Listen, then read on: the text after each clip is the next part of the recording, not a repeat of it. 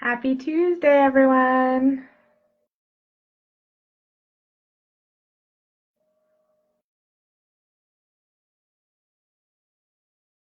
Hi, Shannon. We'll see. We'll give everyone a minute to be here if they want to be here.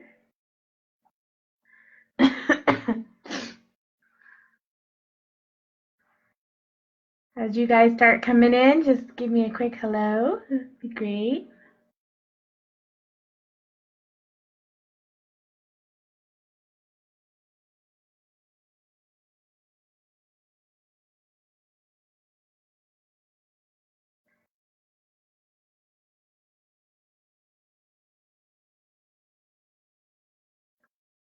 I'll be honest, I don't know how DJs talk to themselves all day. It's very strange to talk to yourself. So tonight's mentor talk may only last as long as my voice, but tonight we're going to talk about material hacks, and I'm not saying that I have tons of them, but maybe we can have a discussion. I have taught kindergarten through 12th grade, so I've done like everything. Hello, Michigan. Wow. It's cold up there. So welcome, Laura from Michigan. Um, so material hacks. The long and the short of it is we're all looking for ways to have cool art without breaking the bank. So we're going to just discuss some of these things. I'm going to start with, let's see, kindergarten, I guess the lower grades, and then I'll move my way up. And if you have any hacks that you want to share, this is a great time to share it because obviously I don't know everything. That would be laughable. And two, there are things that I do that I know other people don't know about. So it's always funny to me when I like, well, yeah, I do that all the time. And they're like, no, that's a genius idea. So if you have those and you're not sure, definitely share with your fellow art teachers. So I'm going to go with the one that was really popular on Pinterest about 3 or 4 years ago, and that is the glue sponge. Um, and basically, the premise is you get a Tupperware container with a sponge in it, and you pour your glue in the sponge. And then the glue stays sticky on the sponge, but it gives you like an ink pad for your glue, so the little kids could just take their paper and dab it, and then it's sticky. There's a couple of things I really liked about that. Number one, I didn't have any mold issues. I've heard some people do. I never had. So it worked really well for me. The things that we had to do, though, and it never occurred to me, is I had to teach the kids that you didn't pull the sponge out of the container. The first time that happened, that was interesting. So we'll just go through some hacks. I'm trying to think. So let's talk about paint a little bit. So paint pumps. Frankly, I hate them. If you get them to work, kudos to you, but I cannot get them to work. In fact, I had a very interesting incident where one got clogged and my 7th grader decided that it wasn't working. So instead of clearing the clog, he just Hulk smashed it. Um, it was blue, and he looked like he'd murdered a Smurf. He was covered head to toe in blue paint. What I really like for my paints is they're called FIMO containers, first in for FIFO. I'm sorry, I don't know why I said FIMO. First in, first out containers, and so literally you fill it from the top and it squirts out the bottom. I had these in my middle school last year. I bought them from my high school this year. I really like them for a lot of different reasons. It's just a squeeze bottle, so they really have to kind of try really hard to get a lot of paint, which they still can, but it's a little more controlled than the half gallons or the quarts. I like that system. Speaking of paint, I apologize. I'm fighting something. For my high school kids and for my middle school kids too, we got for their paint storage, we use egg cartons. Okay, so in the past, I've always had kids bring a couple of styrofoam plates, and high schoolers they can use the styrofoam plates. They don't mix it all together. But my middle schoolers and my intro kids at the high school really need the individual little wells, And I am not a big fan of the plastic ones because they never wash them out and then they get full. And anyway, there's a myriad of problems with them. I'm not saying this is the most environmental friendly solution, but we get styrofoam egg cartons, and I have a wire cutter in my room, so I cut them in half. And so that gives them 6 wells, usually is what I do for them. And then if you close that and put it in a Ziploc bag, their paint can keep for weeks. It's kind of nice. Now, it is kind of double-edged because then kids just throw them away when they could actually use them, but you just have to train them not to. You know, that struggle. But the trick is to finding the styrofoam egg cartons. I was lucky enough that one of my teacher friends at school's husband works at a chicken farm. So, like, she's like, do you need 200 of them? I was like, yeah, I need 200 of them. So I had 200 of those bad boys. The other thing you can do is styrofoam plates. And if you have your one styrofoam plate and then you flip your other one to look like a spaceship and put that in the Ziploc bag, the paint will keep for a long, long time that way too. Now, if you're a fan of the plastic ones, the plastic paint, I guess they're called pallets. They're the ones with the little wells, the little round things. I probably have one somewhere. Just ignore that mess. You can use press and seal, and you can put press and seal on top, and it actually seals it pretty good if you don't want to use, because the plastic bags, they get really gross. So you can use press and seal on top of those, and they work really well. I like that for my tempera. Oh, that's a good idea. The plastic darning needles. Yeah, I've also seen people take polymer clay and shove that in there and bake it so they have like a plug. I was never that motivated. You just really should come up. I don't know. I'm telling you, the kid looked like he murdered a Smurf. I wish I had taken a picture, but it was everywhere. Yeah, the paint pumps are just crazy. So speaking of paint, and because I used acrylic from 6th grade on, it's permanent, okay? Acrylic doesn't come out. And you always have that one kid that puts his paintbrush where you don't see it, and then it dries, and then you have a ruined paintbrush. If you don't know already, Murphy's oil soap can help if you let the paintbrushes soak for days. It can loosen some of that up. Now, some of them, if they're pretty heavy coated, it doesn't help. But Murphy's oil soap can definitely help get acrylic paint out of paintbrushes. I got tired of my middle schoolers ruining paintbrushes, so I just had buckets by the sink and I washed them myself.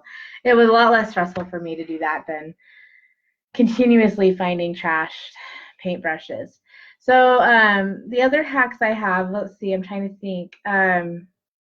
My brain just, where did it go? Okay, so, to get Murphy's oil soap, to get it out of your brushes, if you get it in your clothes and you don't already know about the Kiss Off stick from Hobby Lobby, it is in the painting section. It is a white tube of awesomeness, basically. It is a laundry stick that you can use, and honestly, I've used it to get dried out acrylic out of clothes. And I mean, washed, dried, in the dryer several times, and I thought, we'll try it. So it does work. So if you were wondering for an endorsement for that, it does actually work. The other thing I want to say is that if you're having trouble getting acrylic paint off of floors or countertops or sinks, the spray that I found works the best, at least from my experience. Excuse me. Is called Awesome Spray. And I know that sounds silly, but it is a spray that comes in a clear bottle with red lettering, and it is literally called Awesome. And I get mine at Dollar Tree. I think you can get it at Walmart in bigger jugs. It is highly concentrated. But if you spray something and let it sit for a day, like not for a day, but like a few minutes, it pulls acrylic paint like right off of tables and sinks and stuff. Now, I do say it's concentrated. You do need to be careful with that. I accidentally gave my bottle to a middle school kid one time. I mean, it was an 8th grader. I thought I made the mistake of thinking they were a responsible person, and said, hey, spray anything you find on the floor, thinking, there's going to be 3 or 4 spots. She sprayed almost half of my classroom, and we were all going to die. So You might water it down if you're going to let the kids use it, but it's really good at getting stuff out. It can also help with paintbrushes. It's really nice stuff. Some hacks that I've used in the past, we talked about glue sponges. Trying to come up with these. I had a list. Hold on just a second. I'll go get my phone.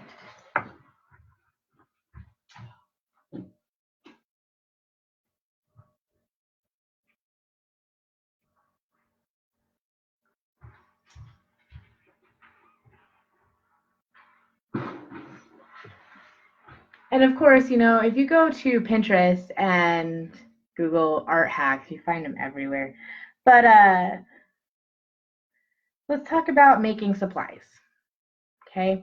And then when you guys have questions, I know there's only a few of you tonight, but if you have questions, we can have a discussion. But cheap supplies. So my first 2 years of teaching, I taught at a big high school in Manhattan, Kansas. It's a 6A school. And the painting teacher did not buy her students canvases. She would buy masonite board from the Home Depot and have them cut up. And I think it's like, I don't know, maybe less than $20 for a big 4x8 sheet. I could be wrong. It might be have changed. And then she would not have them gesso it. She would actually have them prime it or gesso it with house paint. Because we had so many classes, it seemed to work really well. I didn't teach that class. I taught maybe one semester of that class, and they didn't warp really, and they produced some nice paintings. It was lightweight. You could get, like, I think they painted 16 by 20s, so they could have big spaces to paint on for relatively inexpensive. Now, I don't know how that holds up archivally, so if you're looking for something that's going to last for 20, 30 years, this may not be the solution, but we had a lot of students in that school, and we had to find ways to make it work. So we used that quite a bit. The other thing is, so like if you want liquid watercolors, there's a couple different ways to do it. If you've got, like, you know, the little cake pans that you get in the Crayola or the Prang, if they get down really, really low, you can soak them in water and it'll create pigmented liquid to create liquid watercolors, which the kids absolutely love. Or you can use the hack of using dried up markers. I've actually personally done that, and it actually really did work. And then I put it in spray bottles and called it spray paint. They loved it. My middle schoolers thought they were so cool. So those are some things that you can definitely do. Trying to think. I use a lot of paper mache in my art and my classroom, and there's all sorts of paper mache recipes. Now, if you can find it, the art paste, Elmer's art paste, is nice because it does not rot. However, if you want a hard, and I mean rock hard surface, flour and water is the way to go. And it's relatively inexpensive.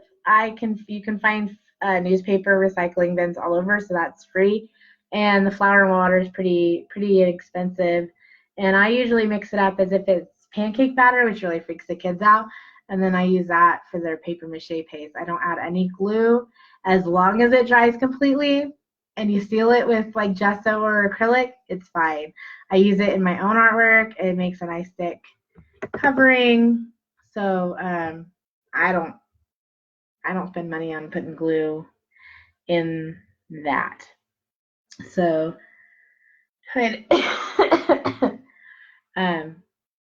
so yeah. All right. Let's talk about some different hacks. And of course, now that I'm talking about it, I forget all the cool stuff that I do. It's Tuesday and we're in April and we're gonna make it, guys. We're gonna make it. Some of the things that I've been known to do is glue magnets to like our sewing kits so that the needles will stick. What's really interesting about that is when the kids drop their needle and they don't know that it's stuck to the magnet, so that's kind of fun. I have, let's see, trying to decide. I guess it would be helpful if you guys have any questions so I can figure out where to lead this conversation, because because I don't have tons of hacks. Like, I have them, but I don't know necessarily that they're useful to people other than me. For example, the egg carton thing. Some people don't like that. Um, sorry, this may not be the most riveting mentor talk this session. So let's see if we have any comments. All right. Any questions, comments, hacks, ideas? I will tell you I'm a stickler for glue. I like my Elmer's. The other glue doesn't seem to work, or at least when we used a lot of glue. I don't at the high school. Just my thing. I did try the oil, the spray cooking oil in the Elmer's glue tops to prevent clogging. That didn't work. If you can get it to work, kudos to you. Magic erasers are essential in your classroom. Don't let kids use them on their skin, but it gets off a lot of stuff. Trying to think. Putting your masking tape on your jeans before you stick it to paper will lessen the chances of you tearing your paper. Hi, Mariah. Trying to think what else you guys might need. Oh, I am a big proponent of recycling plastic in the classroom. And what I mean by that is when I start my school year, I really try to encourage the kids to get ice cream buckets, because who doesn't like ice cream? Well, my high schoolers apparently. So I always told my kids, go home, tell your parents this is an assignment. You have to go buy a big bucket of ice cream. You know, the ones that at Walmart that I'm talking about. The round buckets seem to be friendlier to use than the square buckets, but it's whatever. But those buckets in your art room are amazing. They can be used again and again. You can wash them, or if they get really grungy, like sometimes with paper mache, you can chuck them in the trash. For ceramics, they are really nice because they're a good size. I mean, that kind of contains the size of the ceramic piece. And then the kids can put them in the container and they don't dry out, which I like, obviously. And then they didn't really have any extra expense except for eating the ice cream. Which in my house, my husband and I, we love ice cream. We just can't eat it anymore. So tell the kids to eat the ice cream. Although if you do try that, your high school kids will try to convince you to bring the ice cream to school so they can eat it, and then you get the buckets. But I didn't let them do that. I'm mean. So I highly recommend the versatility of the ice cream bucket. The second thing that I also collected a lot from my students were like sour cream and butter tubs from home. Just stress that they do need to be rinsed out. They're really wonderful for small, just, you know, holding small things as long as you label them, or water cups. They work really well for water cups. Except for like, what I would do is I used those for my clay water cups, and then I just bought solo cups for my painting water. For the simple fact that I liked the difference. I didn't necessarily want acrylic gunk in with my ceramic gunk water. That might just be me. So I go ahead and buy solo cups. I do know that for younger grades, Cassie Stevens says she recommended getting dog bowls from Dollar Tree for water. So because they're kind of shallow, and some of them have grippies on the bottom so they don't move around. I never needed that. The other thing that we have in our classroom is from a previous teacher, and I'm not sure which one, but we have half gallon jugs of milk that have been cut in half. And there's two things you can use for those. The bottom half you can use for water. They are kind of flimsy though, so you got to be careful. The top half can be flipped upside down and used as a funnel. So keep that in mind. The other thing I do want to point out, I don't know if it's just me being really, really stingy. Maybe stingy is not the right word. But like I said, I use the FIFO containers in my classroom. So I fill up my paint containers. So when one of those big jugs is getting low, what I do is I cut it open. And I use a spatula and I scoop out like almost, I would say it's almost a cup to a cup and a half of paint that comes out of those, because it's kind of stuck to the walls a little bit and it doesn't come out.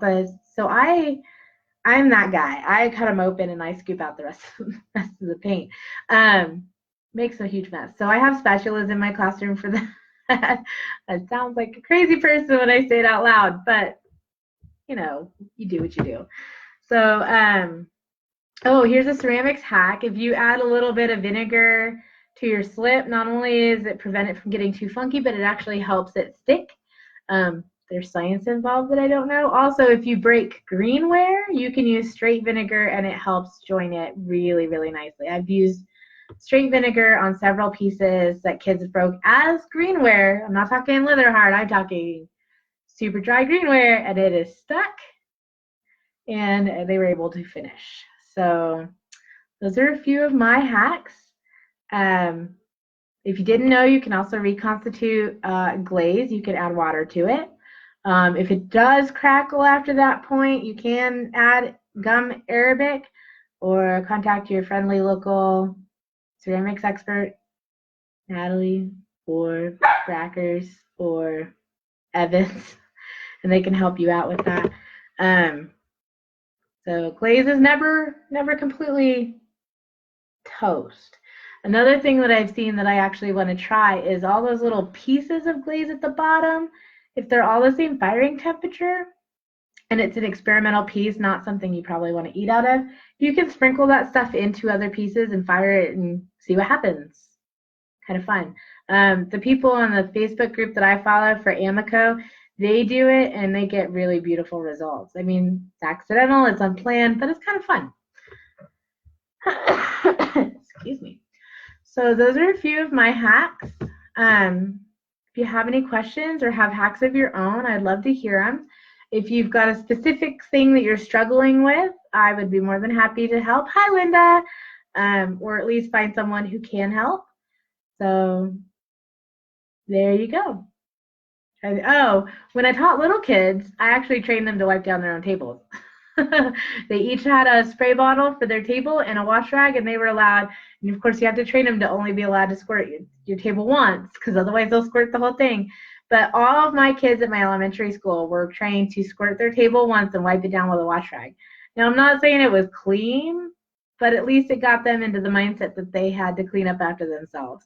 I did kind of squirt a little bit of dish soap in there sometimes, or a little bit of essential oil when the plague was going around. So they just didn't get as gross. Bleach wipes are your friends, not necessarily for the kids, but for you. I have been known to Lysol crayons if they were a community property. That was a fun day. Pink eye was going around. So we Lysoled the crayon in a box. So that's a thing. Doesn't hurt the crayons, but everything smells good. So what are some of your hacks, or if you have any questions or something you're struggling with, you want some ideas about, that's what we're here for. Okay? 20 minutes of me talking is probably more than enough for anybody, but let's see if we have any questions, suggestions, share. I know we got a few people that are newer, and oh, we can talk about X-Acto blades. So at the high school level, we have X-Acto blades, and if you haven't had the, I'm looking for the right words, the panic of having one of those bad boys go missing in your classroom, it's a fun day. So what I've done is I've actually taken a piece of 2x4 and drill, yeah, cleanup roll. Yeah, some kids don't get that. I'm sorry. So I have a 2x4 with 24 holes plugged in it, and actually I made my student aid hammer numbers into the backs of all my X-Acto blades, and so all of them are labeled, and the block is labeled 1 through 24, and nobody's allowed to leave until they are all returned to the block. I've seen people do that with Sharpie before. I need to start keeping track of my Sharpies better because a lot of them have walked away. So next year definitely will be that. So yeah. Tubs for days, butter tubs, sour cream tubs. Just strongly worded that they need to be cleaned out. I had a kid bring me a sour cream container one time. That smell doesn't get out of your nose right away. Just letting you know. So, cleanup rule. I also had Dollar Tree is like my favorite place to shop. So I had a few years back they had all these little dustpans and brooms, and I had each table have a dustpan and broom, and that helped them clean up. The little kids love to use that stuff. When they get to be older kids, it's not as cool, but the little kids love it. Let's see. Trying to think. For elementary, we had tables. So literally each table had numbered tubs. So every table had like a tub of crayons, they had a tub of markers, they had a tub of colored pencils, and that was that table's tub. They were only allowed to get that tub. So there was always like a tub for each table. And some years I had like people assigned to those jobs to get the materials out, and sometimes I didn't. It took more organization than I had available to me at the time, simply because I was a traveling teacher on top of it. So, all right. Let's see here. I have seen the eraser and the ice cube thing where you label all the erasers and they all go into an ice cube so you get all your erasers back. That's happening next year. All my erasers got eaten, I assume, because surely my students wouldn't steal from me. They must have just been hungry. I'm trying to think of some more hacks for you.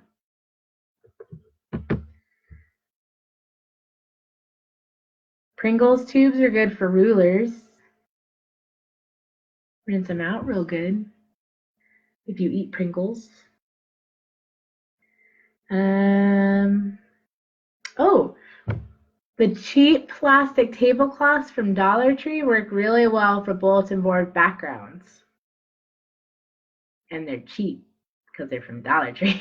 Can you tell I like Dollar Tree? So there's that. So I'm going to give everyone about 5-10 minutes, and this is kind of a Q&A session, or if you have suggestions, and that's where we're at. Giving you the hacks that I can remember. We'll probably do better next time to compile a list. And I do apologize for canceling last week. There were some logistical issues of trying to show my hands to show you guys the clay thing that I couldn't figure out as far as the demonstration was concerned. I think I need to get a webcam that isn't connected to my computer, possibly.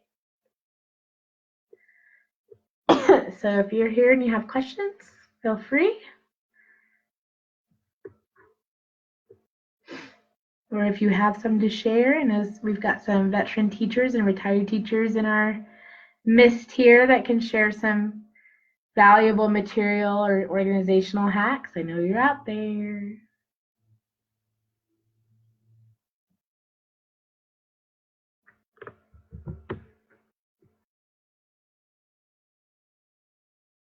Oh, here's a good one that I just remembered. My student, my mentor teacher when I was student teaching, she would glue stuff to her whiteboard using rubber cement, and then it would just peel off, and then you could just rub the extra glue off because it would be dry by then. Stuff she didn't really want to move and didn't want to deal with magnets. She used that quite a bit, actually. Probably be used on any shiny surface. For the most part, you can remove dull elementary scissors. Have you tried cutting aluminum foil with them?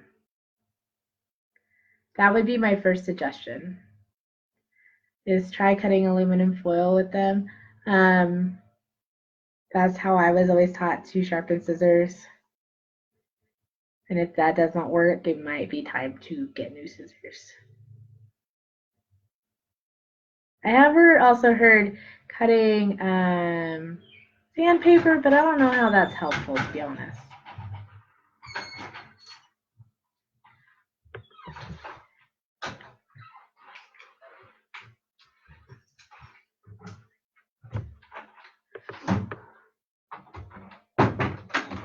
I do know that if you've got paper punches, you're supposed to stamp punch aluminum foil, and that's supposed to sharpen them.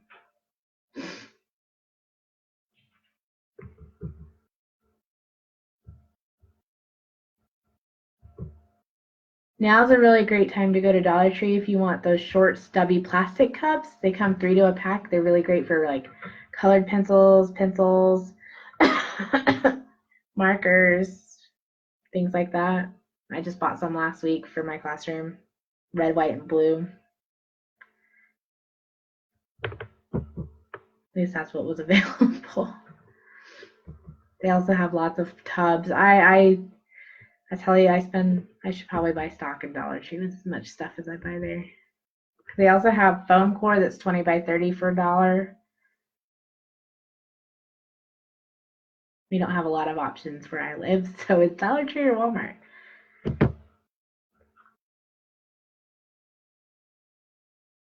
All right, we're going to give everyone about 5 more minutes to have a discussion, and then I'm going to call it a night. So Laura, I hope the aluminum foil trick works for you.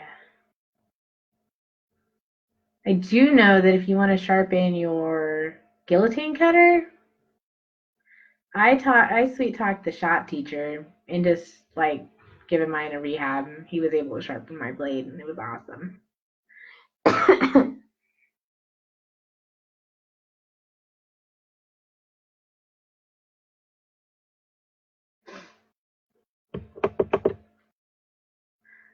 Here's one from Shannon Wadle that she told me a while back. If you put all of your paintbrushes in the bottom of a sink, fill it with water and roll them against the bottom, it'll clean the handles too. Just FYI. I'd forgotten that one.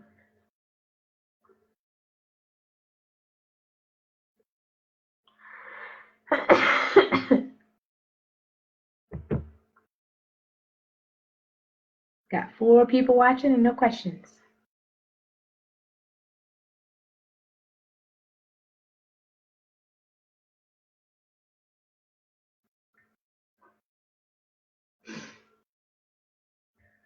And order a scissor sharpener.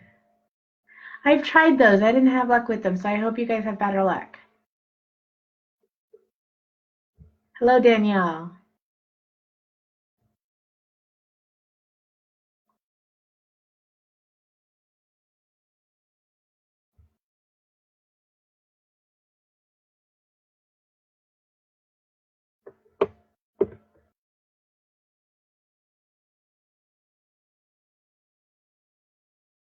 Any other questions?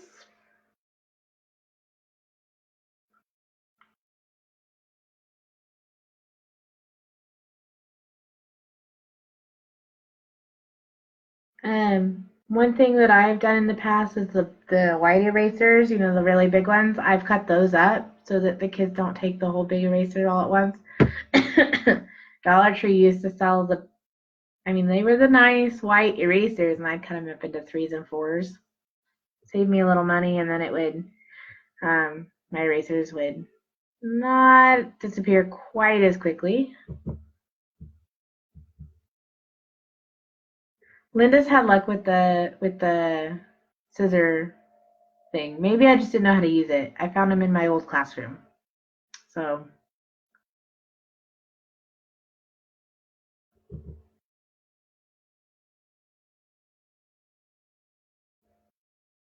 I would mention that if you're refilling your glue bottles at the elementary school level from a gallon jug, make sure your gallon jug gets cleaned afterwards, because there's nothing worse than getting cut by the glue if you let it get gooey and sharp on that edge. Not saying I've done that, but it hurts really bad.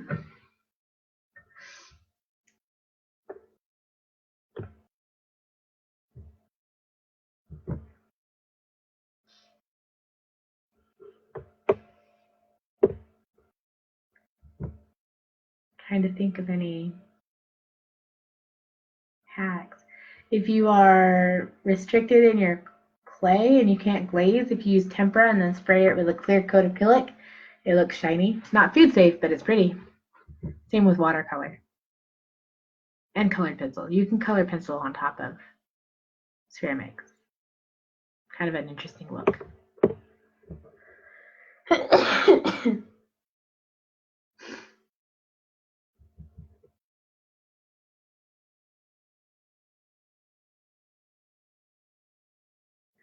right, we're going to give everyone another minute, and we're going to call it night.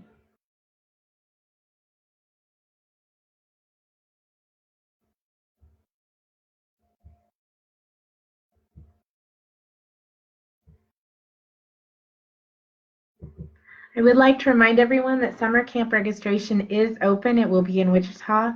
I don't have the dates right in front of me. Hold on. Wait, yeah, yes, I do. I lied. Summer camp is June 3rd and 4th. In Wichita, there it is. Let's see. I don't know why I said I think.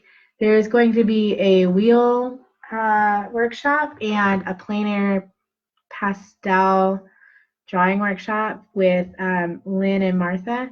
And if you have not had the chance to take that workshop, let me tell you, it's amazing. Okay, I took one with them several years back and it was awesome. So I highly recommend summer camp. It's a blast. I plan on being there because I need some wheel help for sure from Miss Natalie down in Derby. She's running the wheel workshop. And of course, we're on the tail end of our school year. We can make it, folks. Our next mentor talk is the 23rd. It says to be decided. What we might just do is a Q&A session. I know some of you have lots of questions or you're trying to figure out what to do differently next year, and we can try to work on that.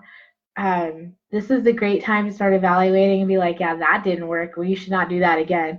And start thinking, what can you do to make next year better as we try to survive the doldrums of April. So Easter's almost here, 3-day weekend for most of us. So good luck, and I'll see you guys in a couple weeks. If you have any other questions, go ahead and post this feed. I'd be more than happy to get back to you, or one of the other KAEA members will get back to you. And if ever you have questions, feel free to post on the page. We are here to help you out. All right. Have a good night.